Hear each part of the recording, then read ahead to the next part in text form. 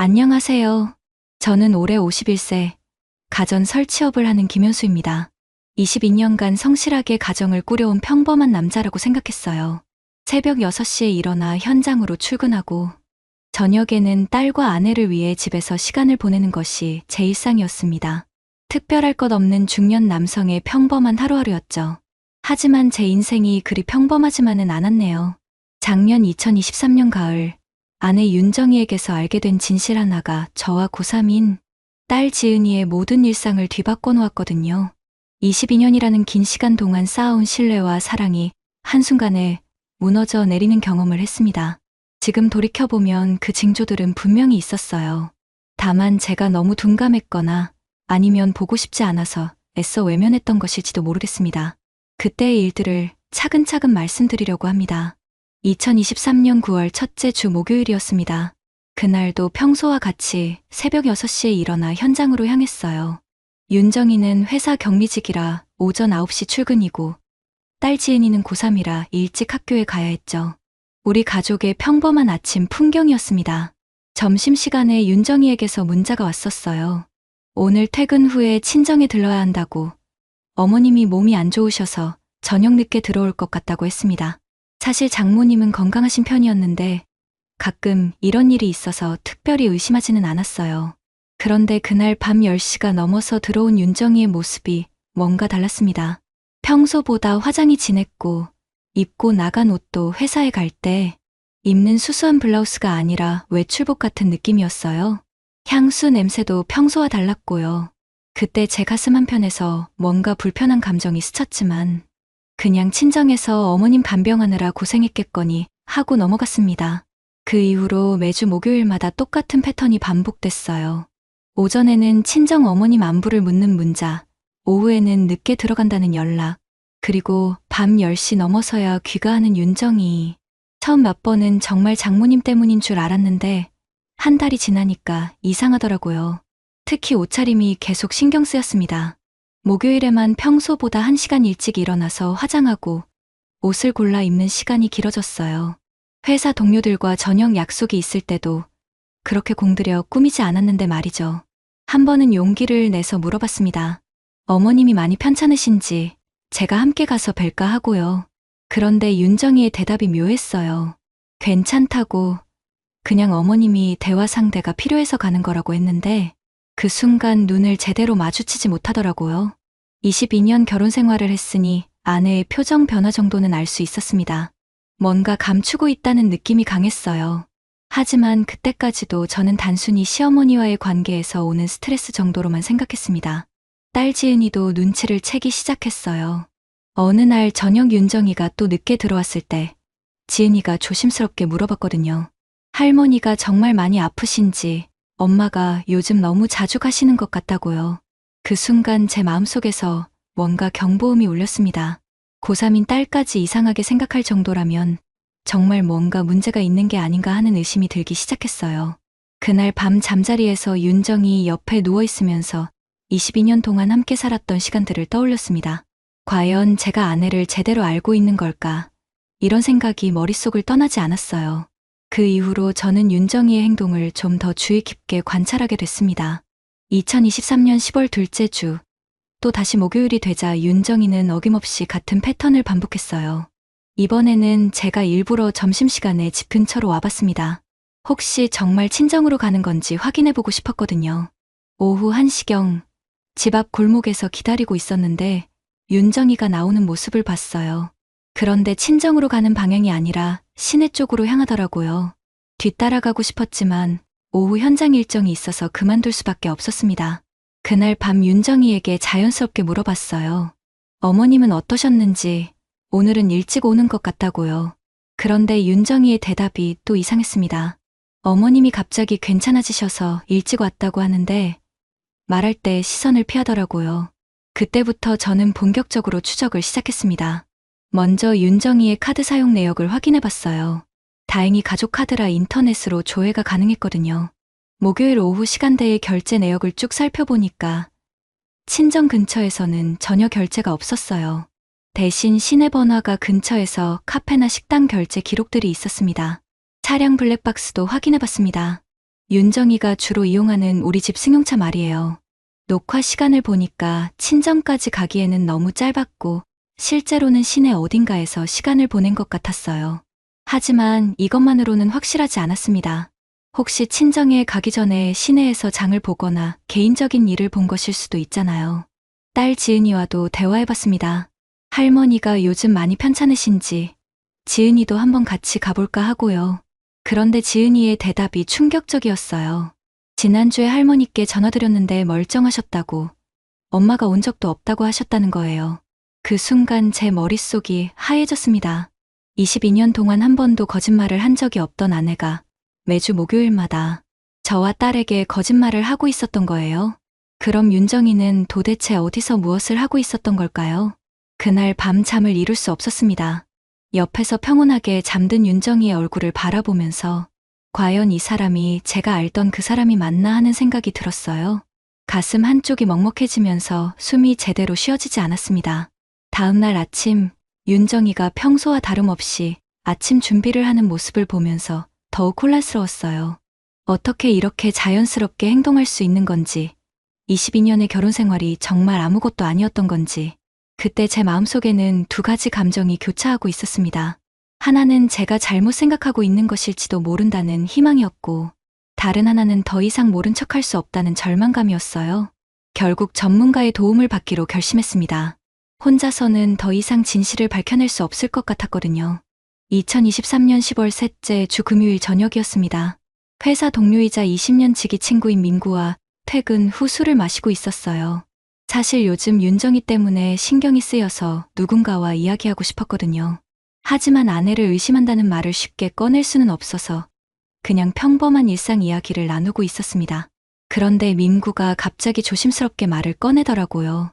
현수야, 혹시 형수님이 요즘 목요일마다 시내로 나오시나 하고 물어보는 거예요. 저는 순간 깜짝 놀랐습니다. 민구가 윤정이를 어디서 봤다는 건지 급하게 물어봤어요. 민구의 말에 따르면 자신의 직장이 시내에 있는데 점심시간에 외근을 나갔다가 우연히 윤정이를 본 적이 있다고 했습니다. 처음에는 그냥 지나쳤는데 며칠 후에 또 똑같은 시간, 똑같은 장소에서 윤정이를 봐서 이상하게 생각했다는 거예요. 어디서 봤는지 자세히 물어봤더니 민구가 말하는 장소는 시내 중심가에 있는 한 모텔 앞쪽이었습니다. 그것도 한 번이 아니라 최소 3번은 그 근처에서 윤정이를 목격했다고 했어요. 그 순간 제 심장이 멈추는 것 같았습니다. 모텔이라는 단어를 들은 순간 머릿속에서 지금까지의 모든 퍼즐 조각들이 맞춰지기 시작했어요. 매주 목요일의 거짓말, 달라진 옷차림과 화장, 친정에서의 결제 내역 없음, 그리고 이제 모텔 앞에서의 목격담까지. 민구도 제 표정을 보더니 뭔가 잘못 말한 것 같다는 듯이 당황했어요. 혹시 자신이 잘못 본 것 같다고, 비슷하게 생긴 다른 사람이었을지도 모른다고 얼른 말을 바꾸더라고요. 하지만 저는 이미 확신하고 있었습니다. 그날 밤 집에 돌아가서도 잠을 이룰 수 없었어요. 윤정이는 평소와 다름없이 지은이 숙제를 도와주고 있었는데 제가 보기에는 모든 게 가식으로 느껴졌습니다. 어떻게 이렇게 자연스럽게 연기할 수 있는 건지. 다음 날 토요일 아침, 윤정이가 빨래를 하고 있을 때 슬쩍 물어봤어요. 요즘 목요일마다 어머님한테 가는데 많이 힘들지 않냐고. 제가 대신 가서 안부라도 물어볼까 하고요. 윤정이의 반응이 명확했습니다. 순간 손이 멈추더니 괜찮다고, 어머님이 며느리가 오는 걸 더 좋아하신다고 했어요. 하지만 그때 윤정이의 목소리에서 떨림을 느꼈습니다. 그 주말 동안 저는 계속 고민했어요. 정말 사설 탐정을 고용해야 하는 건지, 아니면 윤정이에게 직접 물어봐야 하는 건지.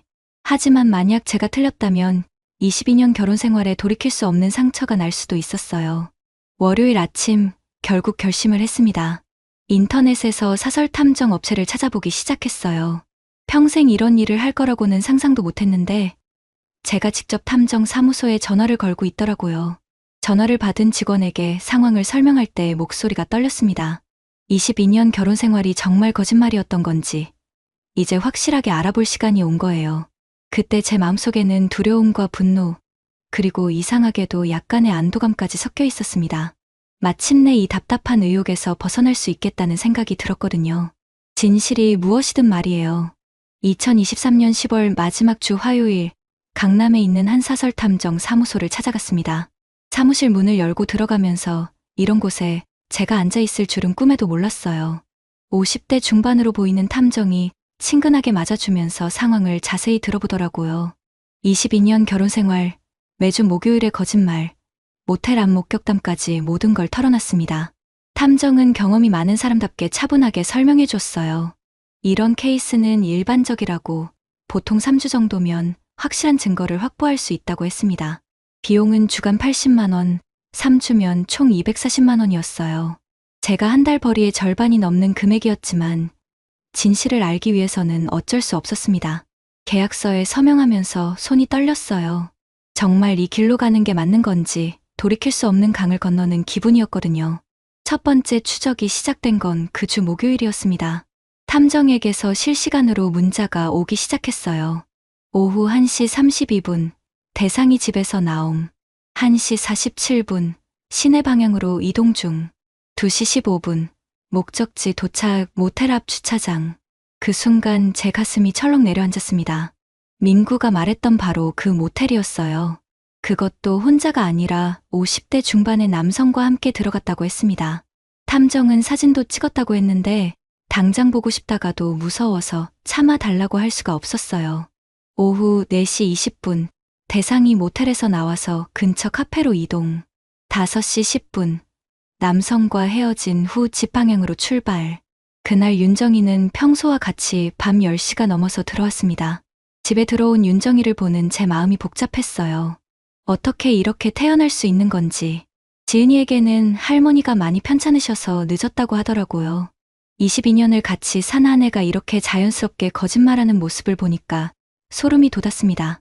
두 번째 추적은 그 다음 주 목요일이었어요. 이번에는 더 자세한 보고서를 받았습니다. 윤정이는 정확히 오후 2시에 모텔에 들어가서 4시에 나왔고 함께 있던 남성의 차량 번호까지 확보했다고 했어요. 차량 조회 결과 조대우라는 56세 남성으로 제가 예전에 다녔던 회사 영업부장이었습니다. 그 이름을 듣는 순간 모든 게 연결됐어요. 조대우는 제가 15년 전에 다녔던 회사 선배였습니다. 당시에 윤정이도 그 회사 경리부에서 일했었고 회사 행사 때마다 자주 마주쳤던 사이였어요. 그때도 조대우가 윤정이에게 관심 있어 하는 것 같다는 느낌이 들었는데 설마 15년이 지난 지금에서야 이런 일이 벌어질 줄은. 세 번째 추적에서는 결정적인 증거를 확보했습니다. 탐정이 제게 봉투 하나를 건네주더라고요. 안에는 모텔 주차장에서 윤정이와 조대우가 함께 걷는 사진, 카페에서 손을 잡고 있는 사진, 그리고 모텔 입구에서 키스하는 사진까지 있었어요. 사진을 보는 순간 다리에 힘이 빠졌습니다. 22년 동안 제가 믿고 사랑했던 아내의 모습이었어요. 다른 남자와 그렇게 친밀하게 있는 윤정이를 보니까 눈앞이 캄캄해졌습니다. 손이 떨려서 사진을 제대로 들고 있을 수도 없었어요. 탐정은 충분한 증거가 확보됐다고 했습니다. 상간소송을 제기하기에는 부족함이 없다고 변호사를 소개해 줄 수도 있다고 했어요. 하지만 그 순간 제 머릿속은 하얘서 아무 생각이 나지 않았습니다. 집으로 돌아가는 차 안에서 계속 생각했어요. 이제 어떻게 해야 할까? 윤정이와 어떻게 대화해야 할까? 지은이에게는 뭐라고 말해야 할까? 그날 밤 윤정이가 평소와 다름없이 저녁 준비를 하고 있는 모습을 보면서 22년의 결혼 생활이 정말 끝나는구나 하는 생각이 들었어요. 2023년 11월 둘째 주 목요일, 드디어 직접 확인할 날이 왔습니다. 그동안 3주간의 탐정 보고서를 통해 윤정이의 패턴을 완벽하게 파악했어요. 매주 목요일 오후 2시, 시내 모텔에서 조대우와 만나 4시간 정도 시간을 보낸 후 헤어지는 것. 그리고 집에 돌아와서는 친정에 다녀왔다고 거짓말하는 것. 이제 더 이상 미룰 수 없었습니다. 그날 아침 윤정이가 평소와 같이 화장을 하고 옷을 골라 입는 모습을 지켜봤어요. 어떻게 이렇게 자연스럽게 준비할 수 있는 건지. 제가 모르는 사이에 윤정이는 이미 다른 사람이 되어 있었던 거예요. 오전 11시 윤정이가 출근길에 오르자 저도 차를 몰고 나섰습니다. 오늘은 현장 일을 오전에 일찍 끝내고 오후에는 모텔 근처에서 대기하기로 했거든요. 22년 결혼 생활의 마지막을 직접 확인하는 날이 될 것 같았어요. 오후 1시 50분, 모텔에서 약 100m 떨어진 카페에서 기다리고 있었는데 윤정이의 차가 보였습니다. 평소보다 10분 일찍 왔네요. 주차를 하고 내린 윤정이의 모습을 보는 순간 가슴이 터질 것 같았어요. 정말 제가 22년간 사랑한 그 사람이 맞나 싶을 정도로 다른 표정이었거든요. 설레는 표정, 누군가를 기다리는 즐거운 표정이었습니다. 오후 2시 정각 조대우의 차가 도착했어요. 15년 전 회사에서 봤던 그 사람 맞더라고요. 나이는 들었지만 여전히 다부진 체격이었고 윤정이를 보는 눈빛이 제가 윤정이를 바라보던 그런 눈빛이었어요. 두 사람이 자연스럽게 인사를 나누고 모텔로 향하는 모습을 보면서 현실감이 없었습니다. 이게 정말 일어나고 있는 일인가? 제가 지금 무엇을 보고 있는 건가? 2시간 30분이 지났어요. 제가 카페에 앉아서 아무것도 못하고 그냥 기다리고 있었는데 커피 한 잔도 제대로 마실 수 없었습니다. 손이 계속 떨렸거든요. 오후 4시 20분, 드디어 두 사람이 모텔에서 나왔습니다.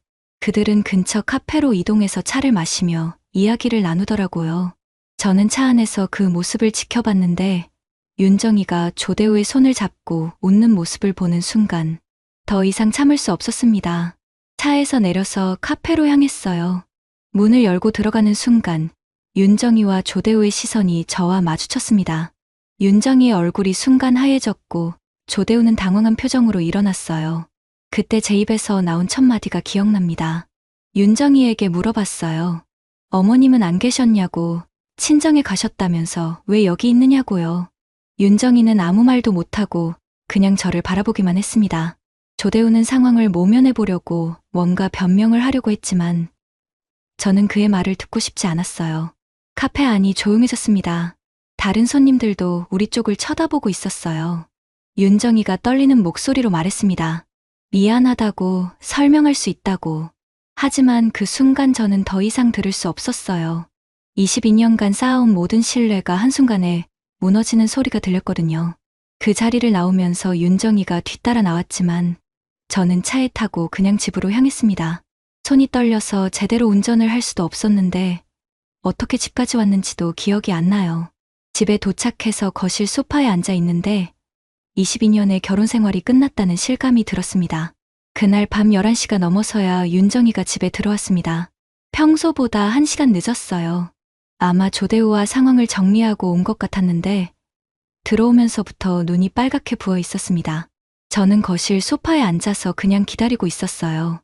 윤정이가 조심스럽게 다가와서 제 옆에 앉으려고 했는데 저는 손으로 제지했습니다. 앉지 말라고, 서서 이야기하자고 했어요. 그 순간 윤정이의 눈에서 눈물이 흘러내리기 시작했습니다. 제가 먼저 입을 열었어요. 언제부터였는지 물어봤습니다. 윤정이는 한참 동안 말을 못하고 있다가 올해 7월부터였다고 했어요. 조대우가 우연히 연락해서 만나게 됐는데 처음에는 정말 옛 동료로서만 만났다고. 하지만 점점 감정이 생겼고 결국 이렇게 되었다고 했습니다. 저는 그 말을 듣고 더욱 화가 났어요. 4개월 동안 저와 지은이를 속이고 다른 남자와 만났다는 얘기잖아요.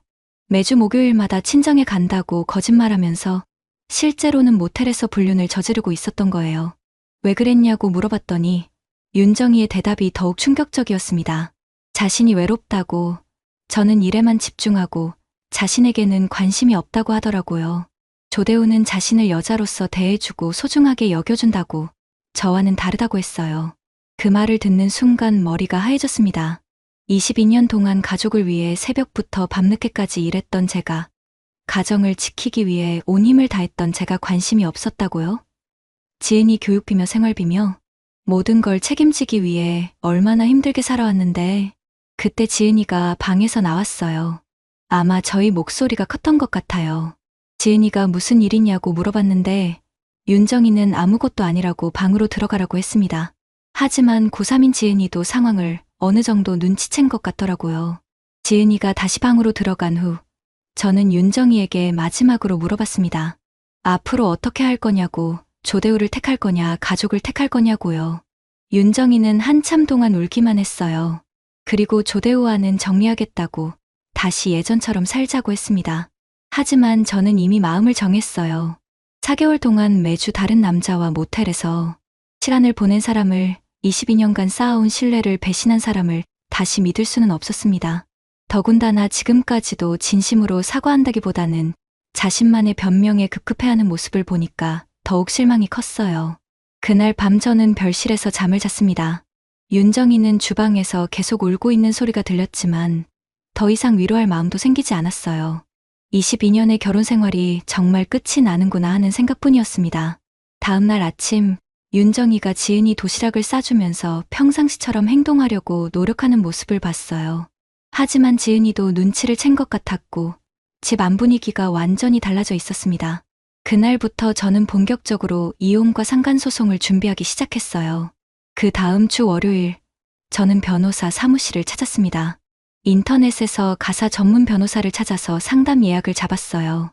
사설 탐정이 수집한 모든 증거 자료를 가져갔는데 변호사는 충분히 승소 가능한 사건이라고 했습니다.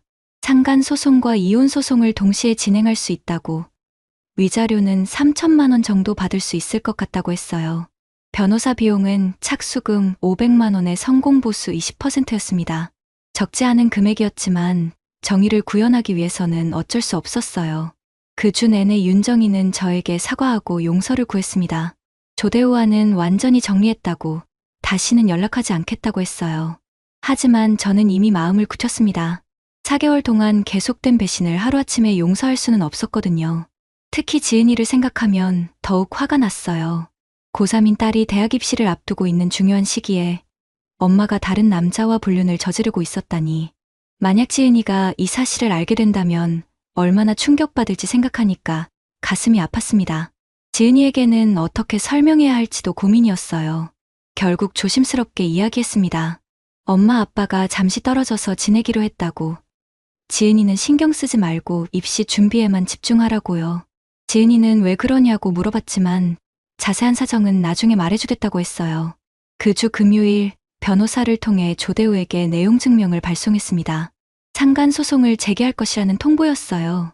조대우 쪽에서는 바로 변호사를 선임해서 합의를 요청해왔지만 저는 거절했습니다. 법정에서 정식으로 판결을 받고 싶었거든요. 윤정이도 이혼 소장을 받고 나서야 제가 정말 진심이라는 걸 깨달은 것 같았어요. 그때서야 울면서 매달렸는데 이미 늦었어요. 22년 동안 쌓아온 신뢰를 배신한 대가는 이혼뿐이라고 생각했습니다. 2023년 12월 본격적인 소송이 시작됐어요. 상간 소송 첫 재판날 법정에서 조대우를 마주쳤는데 어색하더라고요. 15년 전 회사에서는 선후배 사이였는데 이제는 법정에서 마주보는 원수가 된 거예요. 조대우 측 변호사는 합의를 계속 요청했지만 저는 끝까지 거부했습니다. 정식 판결을 받아서 법적으로도 윤정이와 조대우의 불륜이 확정되길 원했거든요. 재판 과정에서 그동안의 증거들이 모두 공개됐어요. 사설 탐정이 찍은 사진들, 모텔 출입 기록, 전화통화 내역까지. 보는 것만으로도 가슴이 아팠지만 이것들이 제가 받은 상처의 증거였어요. 3개월간의 재판 끝에 결국 승소했습니다.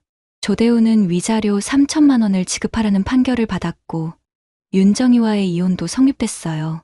재산 분할은 73으로 제가 더 많이 가져가게 됐고 지은이의 양육권은 제가 가지기로 했습니다. 법정을 나오면서 복잡한 심정이었어요. 정의는 구현됐지만 22년의 결혼 생활도 완전히 끝난 거니까. 2024년 3월 모든 소송이 끝나고 나서 생활이 완전히 달라졌습니다. 윤정이는 집을 나가서 원룸에서 혼자 살게 됐고 지은이와 저는 둘이서 생활하게 됐어요.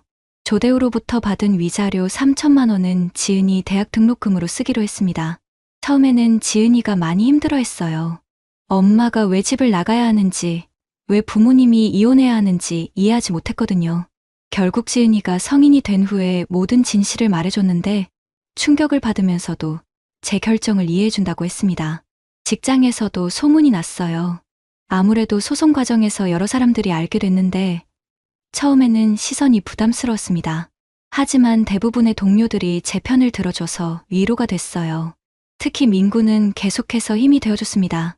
제가 처음 윤정이의 외도를 알려준 것도 민구였고 소송 과정에서도 증인으로 나서서 도움을 줬어요. 진짜 친구가 무엇인지 알 수 있었습니다. 하지만 승소했다고 해서 마음이 완전히 편해진 건 아니었어요. 가끔 밤에 혼자 있으면 22년간의 추억들이 떠올랐습니다. 지은이를 처음 낳았을 때 윤정이와 함께 기뻐했던 순간, 집을 처음 샀을 때의 설레임, 가족 여행을 갔던 추억들, 그 모든 것들이 거짓이었던 건 아니잖아요. 때로는 제가 너무 냉정했던 건 아닌가 하는 생각도 들었어요. 윤정이가 외로웠다고 했던 말이 아주 거짓말은 아니었을 수도 있거든요. 제가 일에만 매달려서 아내의 마음을 제대로 돌보지 못했던 것도 사실이니까요. 하지만 그렇다고 해서 불륜이 정당화되는 건 아니라고 생각했습니다. 결혼은 약속이고 신뢰예요. 문제가 있으면 대화로 해결해야지. 다른 사람과 관계를 맺는 건 배신이죠. 더군다나 4개월이나 계속된 거라면 지은이가 대학에 합격했을 때는 기뻤지만 한편으로는 아쉬웠어요. 가족 모두가 함께 축하할 수 없는 상황이 되어버렸으니까요. 윤정이도 지은이 합격 소식을 듣고 전화를 걸어왔지만 저는 받지 않았습니다. 지금은 지은이와 둘이서 새로운 생활에 적응하고 있어요. 처음에는 집안일도 서툴렀고 지은이 도시락 싸는 것도 어려웠는데 이제는 제법 익숙해졌습니다. 지은이도 저를 많이 도와주고 있어서 고마워요. 가끔 윤정이 소식을 들을 때가 있어요. 혼자 살면서 많이 힘들어한다고 조대우와도 완전히 끝났다고 하더라고요. 하지만 이미 지나간 일이에요. 22년의 결혼 생활을 배신한 대가는 혼자 감당해야 한다고 생각합니다. 요즘은 새로운 인생을 계획하고 있어요. 아직 52세, 다시 시작하기에 늦지 않은 나이라고 생각해요. 지은이가 대학을 졸업하고 독립할 때까지는 아버지 역할에 충실하고 그 이후에는 제 인생을 위한 시간을 가져볼 생각입니다. 지금 돌이켜보니 그때의 분노와 배신감은 당연한 것이었습니다. 22년 동안 믿고 사랑했던 사람에게 배신당한 충격은 말로 표현할 수 없었어요. 하지만 복수만으로는 진정한 치유가 되지 않더라고요. 법적으로는 승소했고 위자료도 받았고 사회적으로도 정의가 구현됐습니다. 하지만 그것만으로는 제 마음의 상처가 다 아무는 게 아니더라고요. 정의를 구현하는 것과 마음의 평화를 찾는 것은 전혀 다른 문제라는 걸 깨달았습니다. 물론 법적 대응은 필요했다고 생각해요. 잘못한 사람이 대가를 치르는 건 당연한 거니까요. 하지만 그보다 더 중요한 건 제 자신의 마음을 치유하는 것이었어요. 같은 상처를 받은 분들에게 말씀드리고 싶어요. 분노할 권리는 있지만 그 분노에 삶을 맡기지는 마세요. 법적 대응도 필요하지만 그것보다 더 중요한 건 자신의 미래를 위한 계획이에요.